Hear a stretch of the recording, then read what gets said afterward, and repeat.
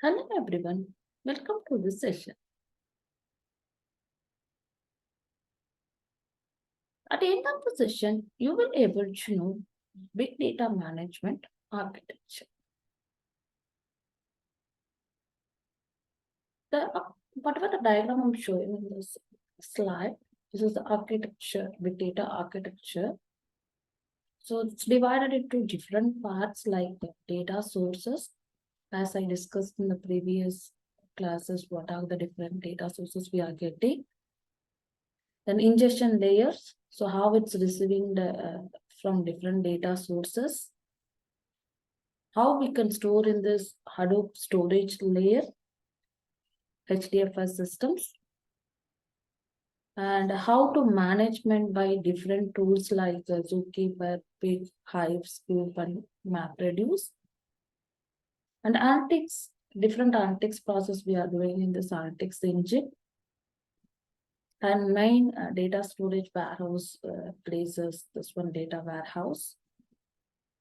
And what are the different securities providing in the security layers, and how we can visualize in the different visualization tools, how this visualization layer is supporting for to display the things, and how we can see all the working progress load management with help of monitoring layers. So this is the structure of overview of the big data architecture. The first step is data sources. As I discussed already, we are getting the data source with the data from different sources like relational databases, non-relational databases. Sometimes the data are real-time data getting from different sensors, that is IoT devices. Some data are real-time data like social media data, Twitter states, linking data,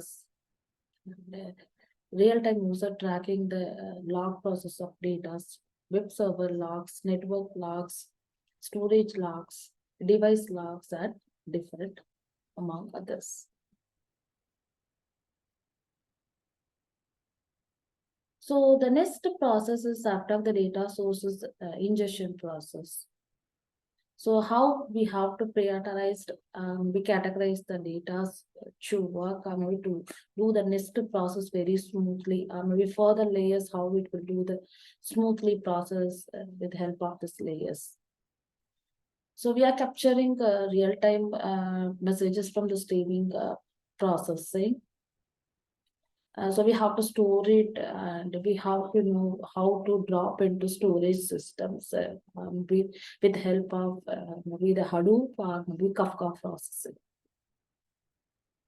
So we have to buffer, store the buffer messages also, and to handle the scale processing and the reliable delivery of the data.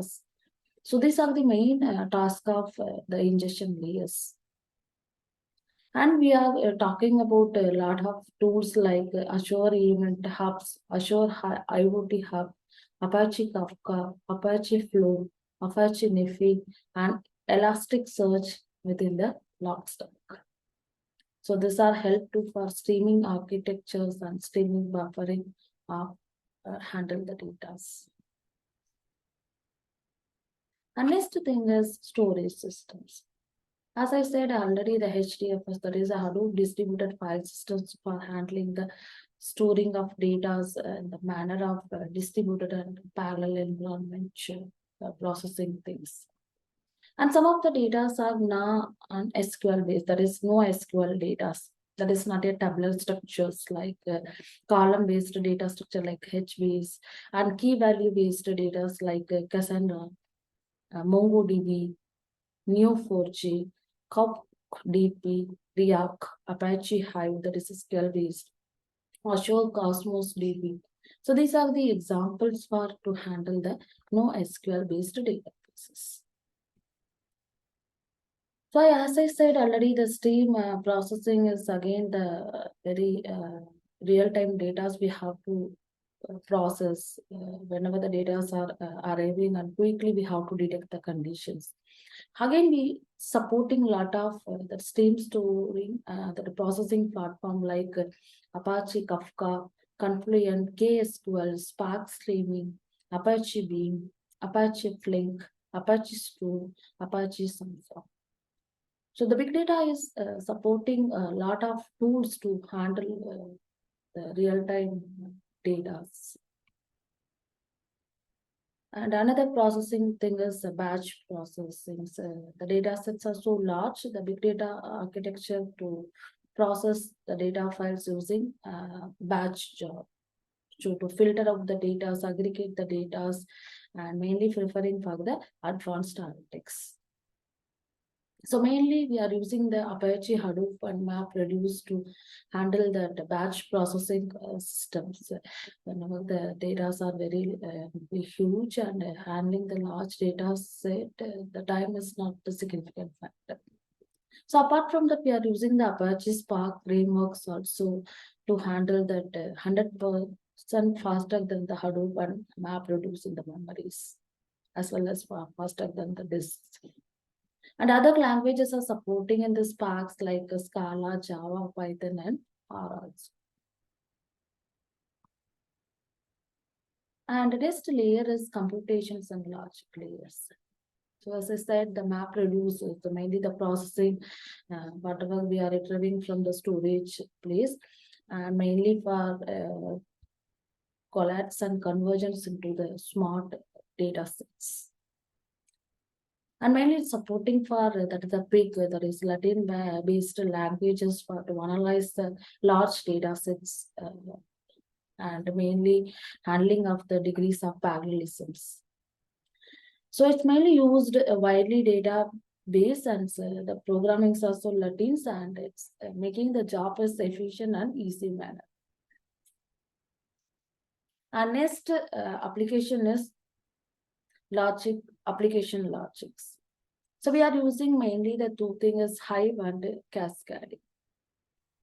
The Hive is again, as I said, is working in the top of the Hadoop platform. So mainly interacting and processing, analyzing with the HDFS data. It's based upon query-based language like SQL. And next framework is Cascading. So mainly processing with the processing API interface and other components like share and execute the data processing over the Hadoop and big data stack. So it's widely used application development for easy job development, creation of jobs and job scheduling process. And next, databases specialized analytics software like Netsa, Greenplum. So these are the very fast data ingestions and refresh, which is the mandatory requirement for analytics models. So some of the Apache Trade, Apache Hive, Azure, Snaps, Analytics, Elasticsearch, Apache Solar, Amazon Redshift, and these are the mainly helpful for the analytics databases and the big data.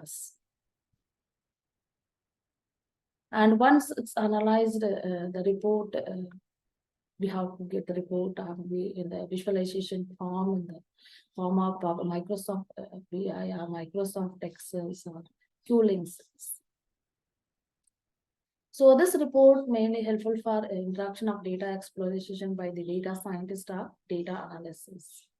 The reporting tool is Apache Javelin, a web-based notebook that enables data-driven and interactive data analytics and collaborative documents with SQL and Scala.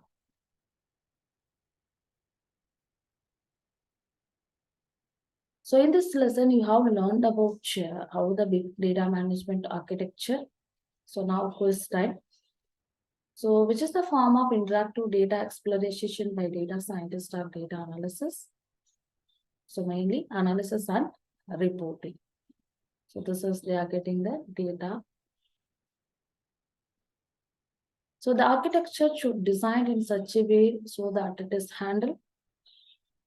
So the architecture is like ingestions, data processing, data analysis, all the phases. So all the mentioned. Thank you.